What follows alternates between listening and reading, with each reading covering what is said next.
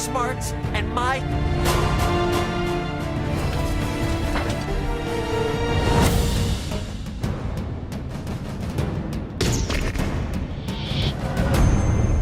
He told me enough. No, I.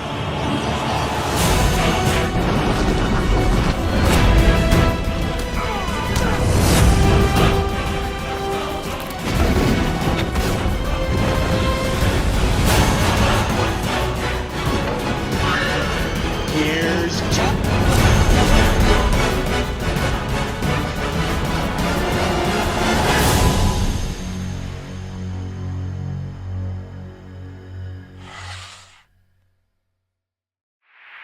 Hey everyone, it's Don J. Corleone here, and I am here with a brand new movie review. And this review is going to be for a modern horror film from 2018, because we have the prequel coming out this tomorrow.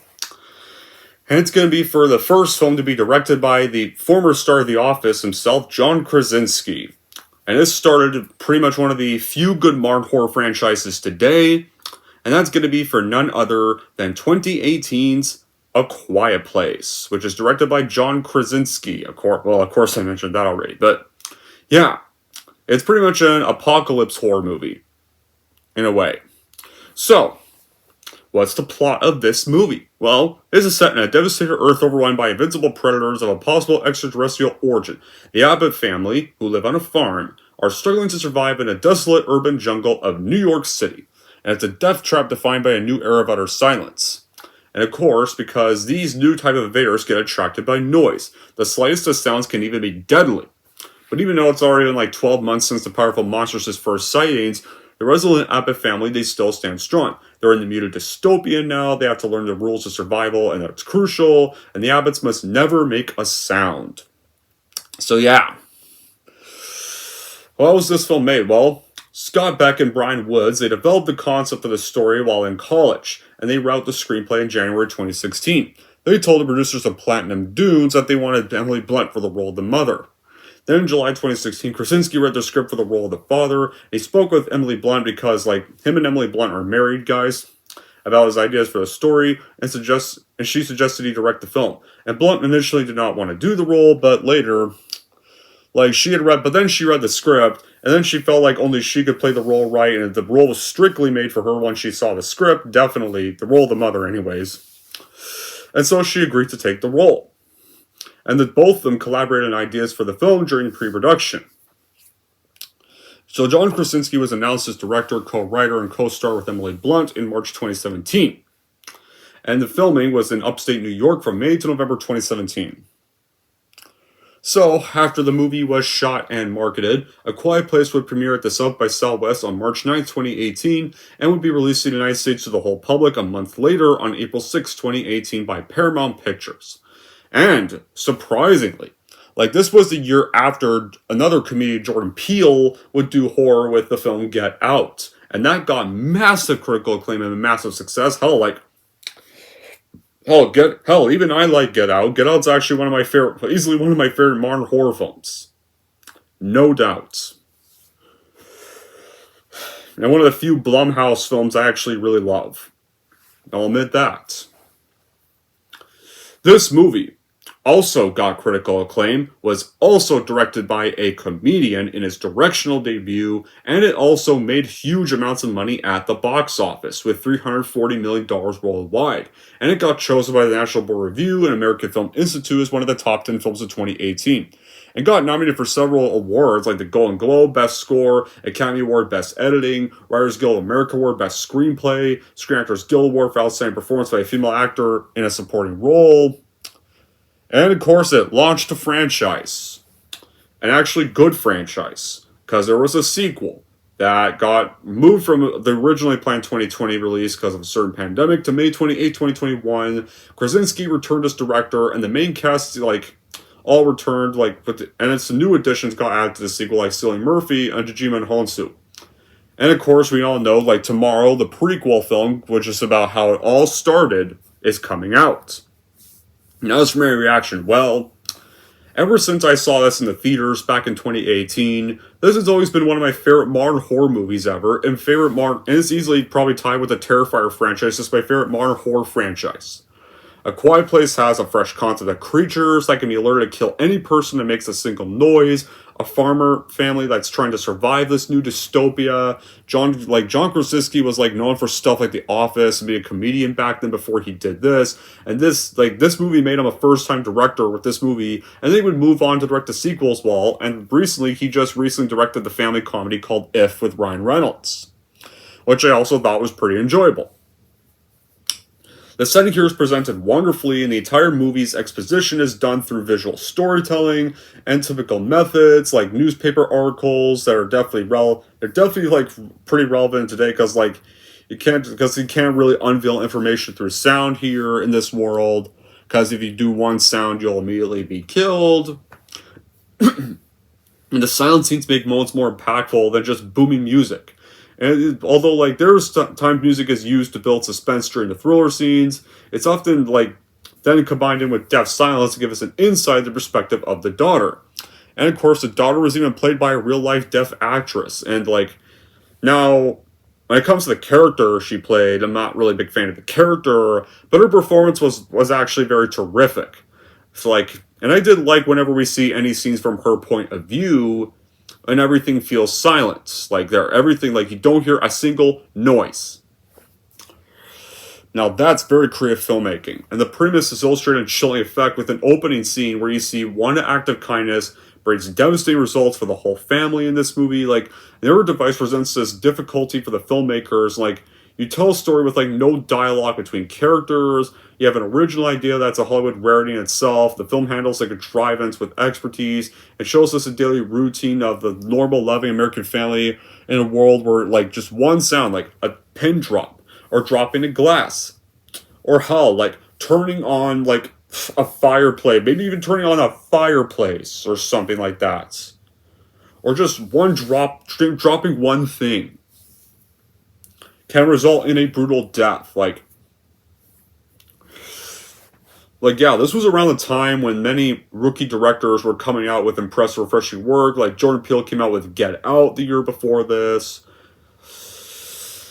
Yeah, and then he had John Krasinski, who was known for being in The Office as the character of Jim, come in to direct and become a new, fresh director with another horror movie as well.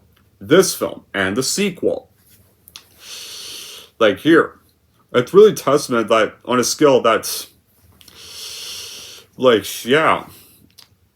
He had this genre, most scenes were dependent on jump cuts here and a still string instrument note. And then Krasinski and his crew here, they created a truly terrifying film that definitely deserved the attention it got and built its premise with brutal intensity.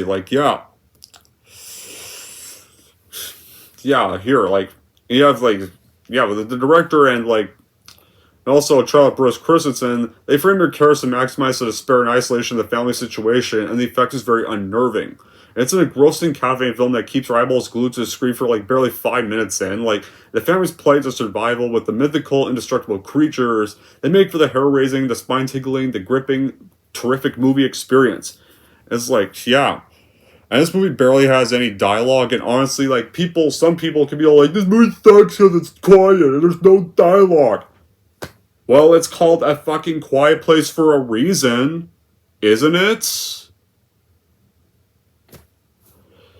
If you don't like that, if you don't like that the movie has a little dialogue, why are you even going to go watch a film called A Quiet Place? If you saw the trailers, you should know there was going to be little dialogue in this movie. Because they can't make a sound. Even dialogue qualifies as a sound in this franchise. At this time. This is the first film. What, you'd rather they just talk and if they talk, they'd all die and the movie would be over. So that's really not a valid criticism. Is it a little too short? Fine, yeah, but thankfully, the sequel, continues right where this ended. The filmmakers are not, alone on diverse. They get assisted greatly by a terrific cast. They're committed to their roles. Even the young ones even. John Krasinski really pulls double duty here as director. And, of course, the main star of the cast. And, as this dad who's trying to figure out how to protect his family from an unbeatable menace. That's these creatures. So how do we start, now, how do we even start this movie? Well, yeah, before the sequel came out, one of the criticisms I had is we didn't really get to see how this all started, and honestly, sometimes some things are better off remaining ambiguous, but this is one of those things where I wanted to see how it all happened. I wanted to see how this whole invasion started, how these creatures got to Earth.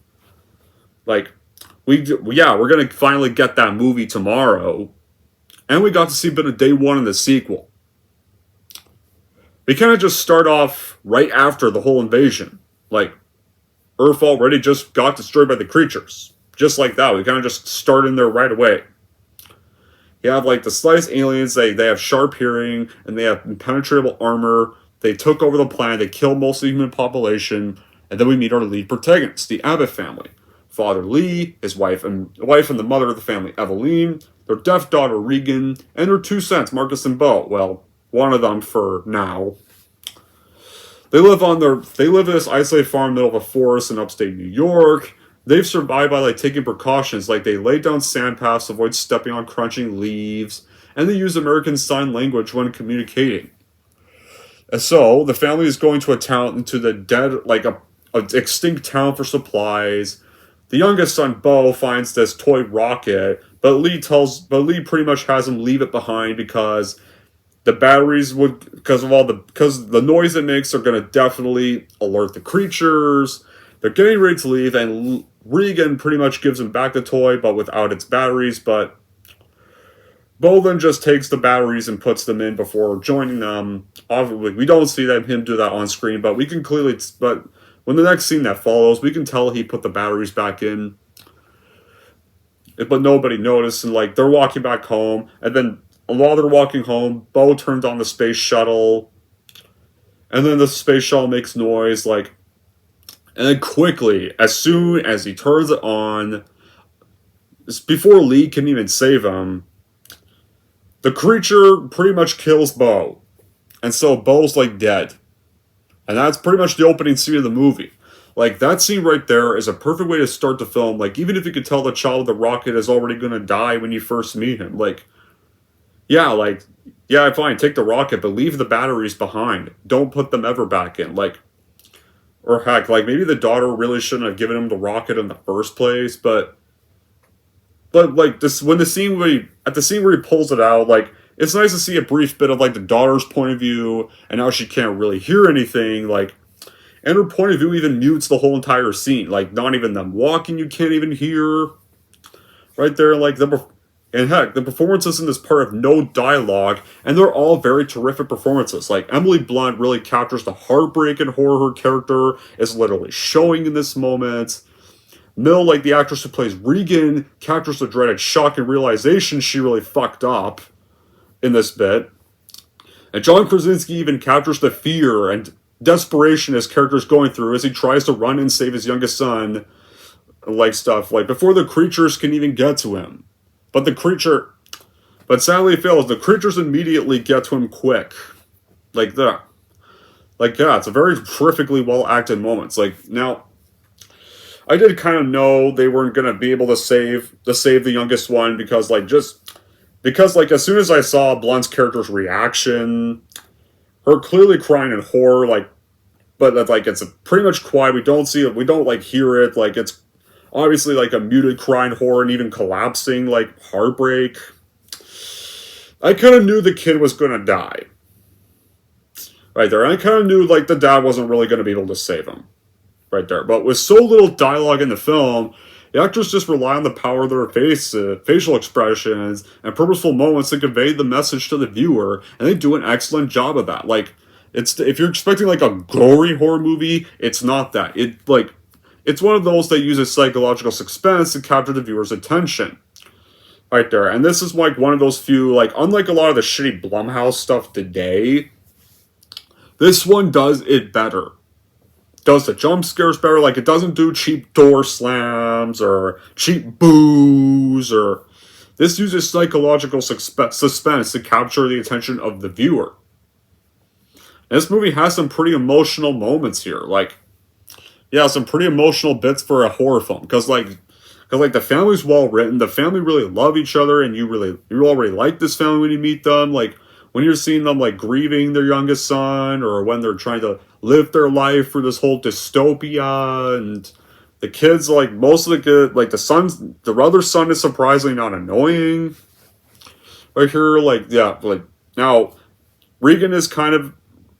I thought Regan's actress did a decent job, even though her character is a little annoying at times. But most of the time you don't really hate any of the family members. Most of the movie, the other families, you don't really find yourself hating any of them. They're not obnoxious. They're not like obnoxiously characters. No, they're like a normal human family trying to live through this whole nightmare of a world. The psychological element that's played simply and effectively, the set pieces like come one after another in locations of the farmland the characters live. One situation is more unsettling than the other. The appearances of the monsters are really well played out. There's like just one glance away for like most of the film, you can't really see them up close. When the creatures are finally revealed, they're very eerie and disturbing to look at. Like, they kind of, the movie Cloverfield? They almost kind of look like the monster from Cloverfield, which, ironically, fun fact, apparently, originally this was going to be a spin-off of Cloverfield. I think it was rumored that they were going to make this a spin-off of Cloverfield, but they decided against it. I'm glad they didn't do that, because, like, honestly, if this was connected to Cloverfield, it really wouldn't be that good. It would really make no sense to be connected to Cloverfield, in a way. But yeah, they almost kind of look like clones of the monster. They almost kind of look like the monster from Cloverfield, in a way. Just not giants or normal, just more normal size. Like, it's shot like without verbalized words, and even without speaking, the characters, you're really able to connect and communicate their devotion from one another through something as like simple as eye contact. And it's taken for granted in the film, like as often unnerving and it's used in the horror genre, it's relatively pervasive. Like, and you take the suspense of silence, extend to something feature length, and like, you have the creativity and the guts to really commit to something like risky. Now, when it comes to Regan's actress, Millicent Simmons, like, really like they casted a deaf actress for the character. Not only because the representation is very poor, but the way Krasinski handles the character, handles like the character's point of view, herself. It's really well done and impeccable. Like the aspects of sound mixing, like when the movie's from Regan's point of view, it's very amazing. There's like no noise when you see things from her point of view. Yeah, so after the opening scene where Bo died, like, we then cut to like a year later. The family was like seemingly gone back to normal though. Evelyn is now pregnant again with a new child. Marcus sadly has gone fishing with Lee, while Regan like upset she cannot go. She visits Bo's grave. Yeah, like before this part though, we see a bit more of the family life, whenever they have like made dinner the Kwai way, play a board game the Kwai way, or just kind of living their life on the farm. And then you kind of see like this bit right here, like they're kind of like starting to finally now have healed emotionally from Bo's death, and here, and now like Marcus has to go on a fishing trip with his dad. And Marcus is, because like the creatures and is worried about the noise, he's a little scared to go and stuff, but because he's like having to learn when he has to take over like the farm work for when his parents are too old, and right there, so but Lee makes Regan stay to watch over Evelyn. But then like Regan sneaks out to visit Bo's grave, and while everyone's gone, Evelyn's like doing laundry, and she randomly, like unexpectedly goes into labor while in the basement, and then like she accidentally steps on a nail and a photo frame gets smashed, and then creatures get alerted to the area. And because like the creatures can be alerted to noise, she has to hold back her clear tears of agony. Evelyn then goes in the basement to flip a switch, and the surrounding lights around the house go red, and then bypasses a creature that she doesn't know is in the house, with like when there's an egg timer there. And so when Marcus and Lee get back, like you get a scene where they're like right near. During this time, you have the scene where they're near a waterfall, and you find out that they're able to make noise near the waterfall because the creatures don't, because now like the creatures like don't know about this area and stuff. So there's like a waterfall area you're able to make noise from, And even, yeah, and then on their way back, saves Marcus from this homeless drifter. And so yeah, and after all those scenarios, and like, Marcus and Lee pretty much drive the creature out of the house using fireworks, and Evelyn is able to safely give birth to her baby. Right there. That's another scene right there that is easily one of the most nerve-wracking bits of the 2010s and of modern cinema. Like, you can tell, you can see all the pain Evelyn is in, but you know she can hardly scream because if she does so, that will attract the creatures. And there's like a creature already in her fucking house. Like, to make things worse, she literally, this was around the time she stepped on a nail. And the situation is now riskier, more tension, nail biting, and scarier now because of that. And the bit where she's having to line the top to hide from the creature that's in their house, it's also nail biting. And pretty much eventually she can't hold on to her agony any longer, and so she lets out an agonizing scream. And like, yeah. Yeah, and honestly, I'm glad Emily Blunt decided to do this role, because because originally we all know she had no interest in doing this at first, then saw her husband's script, she liked her husband's script, and decided to agree to play the character. And she did it after the whole performance terrifically. Like, this is honestly one of her best performances of her career. Like, performances of her career right here. Like, during the harrowing emotional bit, like, she captures, like, all the fear her character is clearly going through. Right there, and then pretty much hardens up and becomes like an action character by the end of the movie. Like, honestly, I think kind of after listening to the sequel, I often consider Evelyn to pretty much now be this generation's Ellen Ripley or Sarah Connor or Laurie Strode of this generation in my eyes. You're like, yeah, so while Regan had snuck off, she sees the fireworks and she runs back to the house. Then Lee goes into the house, and then at first, like, it kind of seems like he thinks like his wife and the baby were killed by the creature, but then he sees them in the bathtub, and he brings the baby and Evelyn to a hiding spot under the floor to keep them out of the creature's sight. But the baby cries and alerts a creature in the barn. The creature fails to find the source. Then it breaks some water, but then some water pipes break. And Evelyn wakes up in the flooded hideout with the creature still inside, and so she's forced to hide behind the falling water to mask her sound. Like, the movie really focuses, it doesn't just try to be all overly scary. Like, it tries to focus on characters and interactions with each other for the post-apocalyptic world of theirs, even changing their daily routines. Like, they have to walk barefoot, they can't even walk with shoes, they use sand to muffle their movements, and they move through the environments around them, they're unable to speak, like, they rely on facial expressions or sign language and body posture to tell their stories, and they greatly succeed in this. And then you get a bit of dialogue near, like, the very end.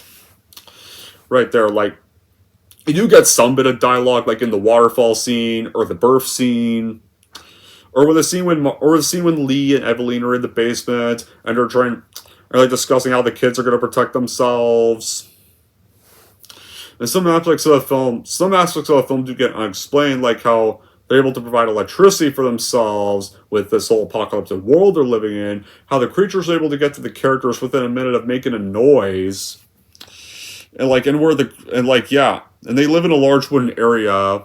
The creatures would be like a few hundred yards, or the creatures came from.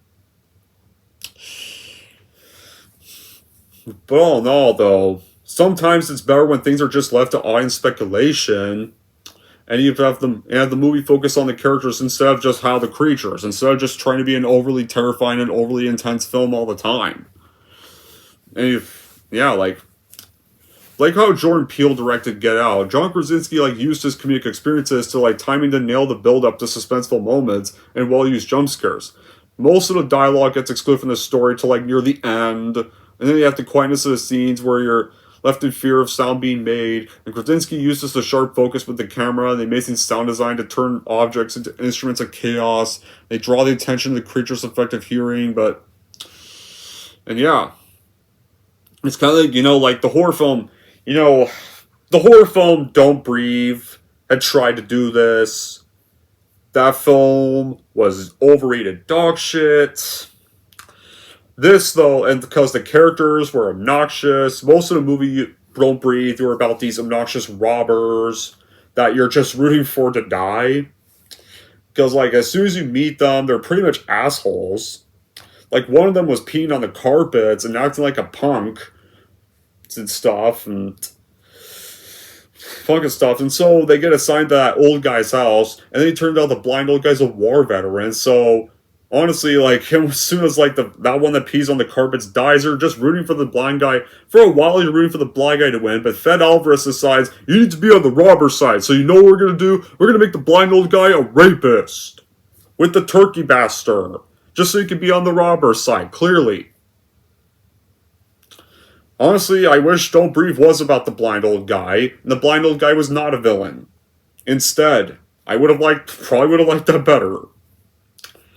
And then he had Hush, which I don't remember much of, but I remember it being good.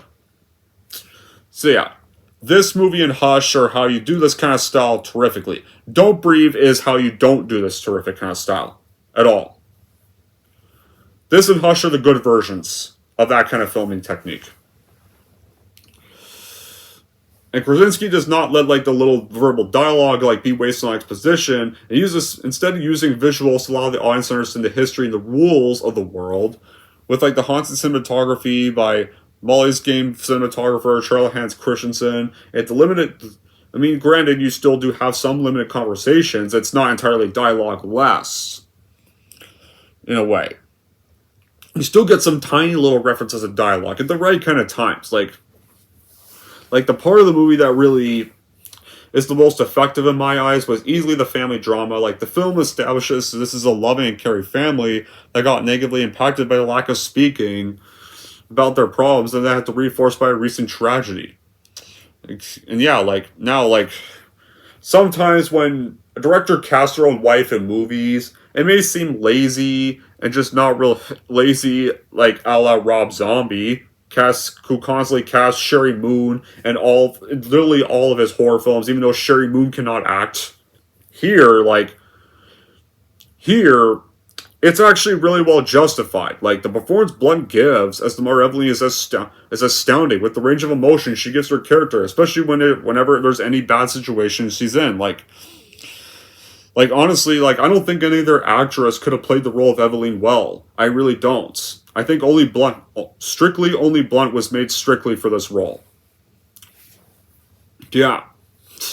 When you get these, especially because her and Krasinski are married in real life, when you get these two together in a scene, you actually do feel their real connection as a married couple, and parents that bring emotional weight to this bleak and sad story. And the beating heart of the story, like, though, is kind of like told through Millicent Simmons, the deaf daughter Regan, especially since Millicent is actually deaf in real life. Simmons uses that experience to bring this trend to the arc to her character. The creatures have like this heightened sense of hearing, so Regan has the opposite, unfortunately. Like, the inability to hear without a working hearing aid, it puts a strain on the relationship with her family and her father for other certain reasons, and you have Noah Jupe as the younger son Marcus. He also stands out, like, bringing this sense of fear that especially feels real for a child that has to live in a world like this. And when the two children get separated from their parents because of a domino effect of catastrophic events, they learn now to pretty much use the matters they learned from their parents into their own hands to keep themselves and their family alive. And when you do have jump scares in the movie, they're terrific for two reasons. Like, they almost all do with the story, the genuine things you should be that are definitely reasonable to jump from, like. And because, like, the concept of the whole movie, like, this is a world where you have to be pure quiet, and then a sound rips across the screen and gives you more of a jolt, and you really experience, and it's something that really works well to experience, like, right there. And the family here, like, they do provide great emotional value, and they keep you on the edge of your seat from start to finish. Like, yeah, with a very great gimmick, and the simple sounds like where you walk on leaves or crocky floors or move a plastic board game, and that brings you unwanted attention from the creatures. If that could get you killed, like, just imagine what knocking over a lantern could, like, or having to give birth to a baby in this world. They make those moments very nail-biting and frightening as well. It makes the use of jump scares seem less lazy. Hell, honestly, Krasinski makes better jump scares than Jason Blum. Like, Blumhouse films have a lower budget, and most of the time they have such shitty jump scares. This has a budget of $17 million, and it does jump scares terrific. yeah, like, yeah. And pretty much, yeah. Like, this kind of like whole sign language thing was not a first for movies back in the 2010s. Like, the reboot Planet of the Apes trilogy was done like this for the ape tape dialogue. There's a few exceptions where characters were near spots and make natural noises louder than their voices. Yeah, most of the first bit's kind of a dialogue less film, but then like it's around the final bit of the movie where there's a bit more dialogue here. The sequel also has a little bit more dialogue, and sure, like that's gonna make some over audiences that prefer all the Blumhouse shit or the typical generic Annabelle shit to find this movie boring.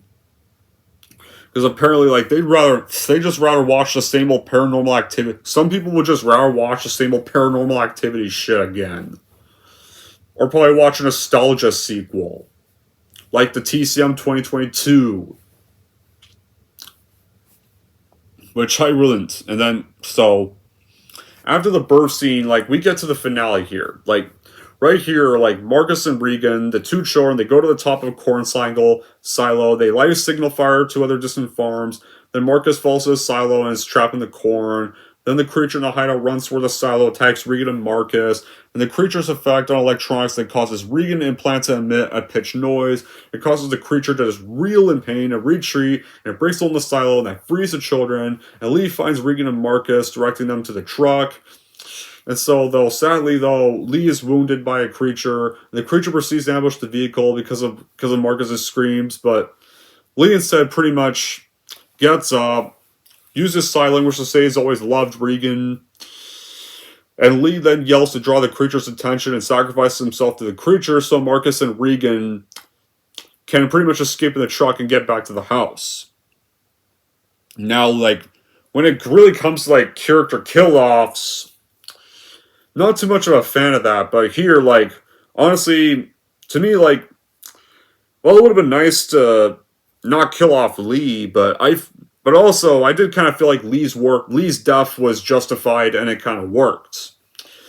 Like when he decided, like, since he decided he was going to do a sequel after this, it would be kind of hard to both direct and star in your own movie at the same time. So it must have been way easier for when doing the sequel to be killed off in the first film. And of course, I did kind of know, like with Bo's death, I kind of knew this was going to happen. Like, I kind of saw it coming, like, as soon as Lee got back to the house, a part of me did and of course when, like, Regan foolishly snuck out, that's how I knew it was probably going to go like that. For him in the end. And honestly, like, the scene's well acted here. Like, this bit was surprisingly very emotional, very heartbreaking. Like, and when he does the sign language to say he's always loved Regan, right there, and he does that heart-wrenching scream, like, this shows, like, Krasinski is a really terrific actor in serious films. And how much he's really grown as a star. So I really loved his performance in this scene. So the two children make their way back to the house, and they're greeted by a grieving Evelyn, and they tearfully hug, and they mourn the loss of Lee, but the horror's not over yet, because there's still a creature that's nearby that screeches, and so they get back to the house, the creatures enter and ambush them, but Regan now realizes that the high-pitched noise from her implant is their weakness. So she removes her implant, and puts it on a microphone, and amplifies the high-pitched noise, and it causes the creature to reel in pain, and its soft, vulnerable inner mouth is exposed, and Evelyn shoots it dead. And so now they're armed with a weapon against the creatures, and so it pretty much ends with the family preparing to defend themselves from other creatures, but the movie right there just kind of goes black. And then that's the end of the movie. That's the end of the first movie, anyways. And yeah, it's surprisingly pretty short, like 90 minutes. Without credits, I think it'd be like 88 minutes or 87 minutes or something. But I'm glad it's just a simple 90 minutes and not an over 2.5 fucking hour long film. It's just simple as that. Now, with that being said, would I have bad qualities for the first Quiet Place movie? Well, yeah, like, it's kind of the placement in the house. The placement of the house. It would be a common complaint for some people. Like, I don't, if honestly, if the waterfall was a safe zone, like, I wonder why they couldn't just live there. Like, the sound being blocked by the volume of the waterfall, they can make more sound, and life would be less stressful. They'd probably being able to have a baby would feel a lot safer. That's just me though. And like, as good of a performance Millicent gave to the character, there's times when the character of Regan got kind of annoying. Her actress gives a terrific performance, and I did like some of the scenes from her point of view when things would immediately go mute, since the actress is deaf in real life, and to me that actually adds more terror to some of the moments. But there's times when her character just kind of acted a bit bratty in a way, and honestly, she should not have given Bo the rockets, which was a foolish move, and really shouldn't have snuck out of the house, because then maybe Evelyn wouldn't have almost died giving birth to their new son. Yeah, and like also now I know the sequel continues on from this ending, but in all honesty, if they chose not to make this a franchise and they still chose to end the movie like this, it would have not sat well with people. If you wanted to make this a standalone movie, then you could have made the ending slightly less abrupt, just in case this didn't make any money. And in case it didn't get well received. And not just ended abruptly on a sequel hook. And just have a slightly more happier ending. Here. Right there. And not just ended, so yeah, it ends too abrupt. That's the problem with the ending. It's a little too abrupt. The sequel does kind of end a little bit too abrupt as well, but the difference is the way the sequel ended a bit more like a complete story.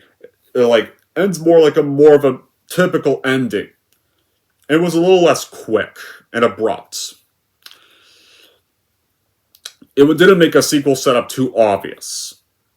A Quiet Place Part 1 kind of is a bit of a sequel setup. Quiet Place Part 2 is not as much. Kind of in a way, but not as abrupt and quick. That's one of the reasons why I kind of prefer Part 2 more than this film, to be honest. I know some people prefer this over Part 2, but to me Part 2 just felt superior. But I'm glad this movie did not stay standalone, because A Quiet Place is still a great masterpiece of modern horror, and is one of the only good horror franchises of this era. So in the end, I would totally watch and buy both the Quiet Place movies for your collection, no doubt, if you're interested in seeing a very nail-biting concept and an original one for the modern horror era we are in today. Anyways, guys, that's it for my review of A Quiet Place, and if you're wondering how I'm going to rank A Quiet Place, here's how I'm going to rank this movie. So overall, if you are looking for something fresh in the modern horror era and want a really nail-biting concept in a modern horror movie, you will totally get that with A Quiet Place, so totally watch and buy this movie as well as the sequel for your collection, no doubt. If you're wondering how I'm going to rank A Quiet Place, I'm going to give A Quiet Place a 9 out of 10. There we go, guys. That wraps up my review for A Quiet Place. So if you're wondering, where's the review for the sequel? I reviewed the sequel when it came out. Back when the theaters were starting to reopen. If you want to check that review out, I'll post it in the comments. If you want to check out my review for Part 2. I don't really see a purpose in reviewing movies I already reviewed again. Yeah, my review style's kind of changed, but I'm not just going to review the same movie constantly. Would rather not do that. Regardless if my opinions change or not. It just don't see a point in reviewing a movie 2 times. But yeah, I still give Part 2 a 10 out of 10 to this day. And I give this movie a 9 out of 10 to this day.